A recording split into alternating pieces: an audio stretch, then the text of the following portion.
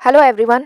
Class 12th physics optics के अंदर ये जो टॉपिक है अवतल दर्पण से प्रतिबिंब निर्माण, इसमें टोटल 6 केसेस आते हैं। तो आज के पर्टिकुलर वीडियो में हम टोटल 3 जो केसेस हैं वो डिस्कस करेंगे इसके नेक्स्ट वाले वीडियो में, और 3 जो केसेस हैं वो हम डिस्कस करने वाले हैं। ठीक है, तो पहला केस देखिए क्या है, बिंब की स्थिति। ठीक है, तो बिंब क्या होता है, वस्तु। ठीक है, तो वस्तु की स्थिति बताया गया है अनंत पर। ठीक है, तो अनंत पर रहने पर हमें किस तरह से फिगर बनाना है और जो उसके बारे में कैसे बताना है उसके बारे में देखते हैं। चलिए देखिए, ये अवतल दर्पण है। अवतल दर्पण इस तरीके से होता है, ठीक है, और उत्तल दर्पण ऐसा होता है। तो ये चीज़ आपको ध्यान रखना है, आइडेंटिफिकेशन आपको पता होना चाहिए। अब ये हमने एक अवतल दर्पण ड्रॉ कर लिया। ठीक है, जब कोई प्रकाश किरण ऐसे सीधी रेखा में अवतल दर्पण से टकराता है तो होता क्या है, इसमें परावर्तित होकर फोकस में से गुजरता है। जब कोई समांतर किरण, ये क्या है, समांतर किरण।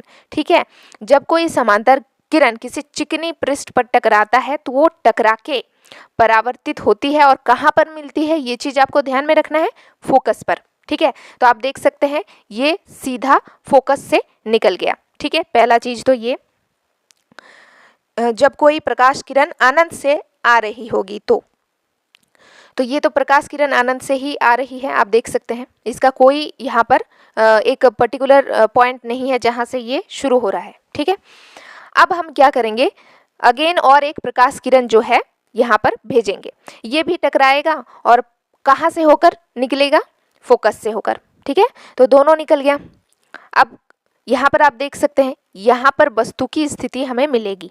ठीक है, और यहाँ पर मैं आपको बता दूं, मुझे पहले ही बता देना चाहिए था, लेकिन यहाँ पर आप देख लीजिए, ये जो दर्पण है ना और इसके बीचों बीच ये जो पॉइंट है इसको हम कहते हैं ध्रुव। ठीक है, पोल, इसलिए इसे हम P से डिनोट करते हैं। और ये जो है ये हमारा वक्रता केंद्र है। ठीक है, और जो वक्रता केंद्र और फोकस के बीच रिलेशन होता है वो आपको ध्यान में रखना है। अगर आप वक्रता केंद्र 6 सेंटीमीटर लेते हैं तो इसका फोकस हो जाएगा 3 सेंटीमीटर। ठीक है, तो जब आप स्केल पेंसिल और प्रकार यानी कॉम्पास से बनाते हैं तो आपको ये चीज़ ध्यान रखना है ताकि लेंथ आपका सही आए मेजरमेंट में। ठीक है, अब यहाँ पर फोकस से दोनों मिलता है, हमारे वस्तु की स्थिति यहाँ पर आ चुका है। ठीक है, जब कोई वस्तु अनंत पर हो तब हम अनंत से 2 समांतर रेखाएं भेजते हैं, वो दोनों टकरा के फोकस पर मिल जाता है। ठीक है, अब ये हमारा, आई थिंक आपको कैसे ड्रॉ करना है ये समझ में आ गया होगा। अब हम कुछ चीज़ें इसके बारे में डिटेल इंफॉर्मेशन लिख देते हैं। पहला, प्रतिबिंब की स्थिति कहाँ पर है, आप देख सकते हैं फोकस पर। प्रतिबिंब का आकार देख सकते हैं, अत्यंत ही सूक्ष्म, यहाँ पर आप देख सकते हैं बिंदु आकार बिल्कुल। ठीक है, तीसरा है वास्तविक है। क्यों वास्तविक है, क्योंकि ये अपने आप किरणें मिल रही है। अगर आपको मिलाने के लिए कोई चीज़ करना पड़ रहा है, एफर्ट लगाना पड़ रहा है, तो वो वास्तविक नहीं होगा, आभासी होगा। लेकिन यहाँ पर आप देख सकते हैं, आप जस्ट 2 किरणें भेज रहे हैं, वो टकराकर अपने आप फोकस पर मिल रही है, आपको कोई एफर्ट लगाने की जरूरत नहीं पड़ रही है, तो ये वास्तविक है। ठीक है, और अगर आप देखें तो ये उल्टा है वस्तु से, समझ में आ गया। तो ये है पहला केस। दूसरा जो केस है, ये हमारा बिंब की स्थिति कहाँ पर है, सी से परे। सी यहाँ पर वक्रता केंद्र है, यानी वक्रता केंद्र से परे, परे मतलब है दूर। तो यहाँ पर आप देख सकते हैं ये है हमारा वक्रता केंद्र, इससे दूर हमें वस्तु को रखना है। ठीक है, तो यहाँ पर हम वस्तु को रखेंगे, परे मतलब इससे दूर, ऐसे। ठीक है, इसके आगे ऐसे नहीं। तो यहाँ पर आप देख सकते हैं वस्तु को हमने यहाँ पर दिखाया है, ए और बी। अच्छा, पहले वाले केस में हमने वस्तु को नहीं डिनोट किया क्योंकि वो अनंत पर है। ठीक है, यहाँ पर एक पर्टिकुलर लोकेशन दिया गया है कि वक्रता केंद्र से परे। ठीक है, तो यहाँ पर हमने वस्तु को रख दिया। अब हम क्या करेंगे, वस्तु में से 2 किरणें भेजेंगे। पहला तो एक तो समांतर किरणें, तो ये तो आपको पता है ये टकरा कर फोकस से होकर गुजर जाएंगी, तो ये पहला किरण हमने भेज दिया। दूसरा, अब हम क्या करेंगे, वक्रता केंद्र से होकर भेजेंगे। पहला आपको याद रखना है कि जब कोई प्रकाश किरण समांतर होती है तो वो दर्पण से टकराकर फोकस से होकर गुजर जाती है। दूसरा किरण, जब आप वक्रता केंद्र से होकर कोई किरण भेजते हैं तो वो वापस जो लौटता है वो वक्रता केंद्र से ही होकर लौटता है। ठीक है, ये चीज़ भी आपको ध्यान रखना है। तो इस वस्तु में से हमने क्या किया, वक्रता केंद्र में एक किरण भेज दिया। तो आप देख सकते हैं यहाँ पर हमने भेजा तो वापस इसी रास्ते पे ये किरण लौट गई। और जहाँ पर ये दोनों किरणें आपस में मिल जाती है वहाँ पर जो उस प्रतिबिंब का लोकेशन हमें मिल जाता है। तो यहाँ पर अगर आप देखें तो ये दोनों किरणें यहाँ पर कुछ इस प्रकार यहाँ पर मिल रही है। इसका मतलब वस्तु का जो प्रतिबिंब है वो यहाँ पर बन रहा है। बाकी आपको तो पता है ये ध्रुव है, ये फोकस है, ये वक्रता केंद्र है। और मैंने आपको वक्रता केंद्र और फोकस के बीच कैसे मेजरमेंट लेनी है ये भी बता दिया। ठीक है, अब हम इसके बारे में डिटेल लिख लेते हैं। तो वस्तु को हम ए बी से डिनोट कर रहे हैं, तो इसका प्रतिबिंब को हम ए डैश और बी डैश से डिनोट करेंगे।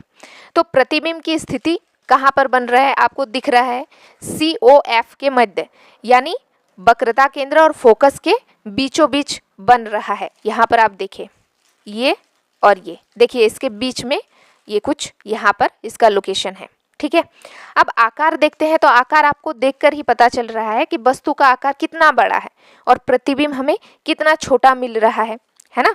तो इसका आकार कैसा है, छोटा है। प्रकृति अगर आप देखें तो अगेन ये अपने आप मिल रही है, हमने कोई एफर्ट नहीं लगाया।